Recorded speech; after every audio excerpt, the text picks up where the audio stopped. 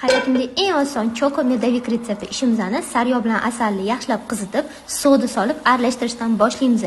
Xuddi shunaqa tusga olgandan keyin tagini o'chirib qo'yib, sovishini kutamiz.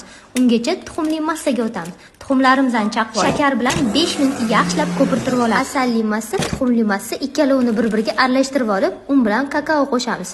Quyuqligi xuddi shu tusda bo'lishi kerak. Men konditerskiy meshokka solib, pergamentga kvadrat chizib oldim, lekin siz o'zingizga qulay usuldan foydalaning. 160 gradusda 10 minutdan pishirib oldim. Kremi uchun qaymoq bilan varyonniy sgushyonkadan foydalandim. Tayyor pishib chiqqan korjlarimizning ustiga sirop qilib, siropim shirin suvli sirop, lekin olchani sokini qilsangiz ham zo'r. O'rtasigacha krem, korj. Keyin olchani tozalanganini qo'yib yubordim. Xuddi videoda ko'rsatilgandek ter bo'lganingizdan keyin xolodilnikka 6 soatga olib qo'yamiz. Videoni tagida to'liq proporsiyalarni yozib qoldirganman. Nima nechta qo'shishingiz bittada o'xshab chiqadi. Ikkilanmasdan qishga ko'ra dekor qilib uydilarimizga tortamiz. Bunaqa choko medavik uchun like va kommentariy hammalardan kutib qolaman. Oddiy medavik qilmoqchi bo'lsanglar, kakao qo'shmaysizlar, olcha qo'shmaysizlar, bo'ldi.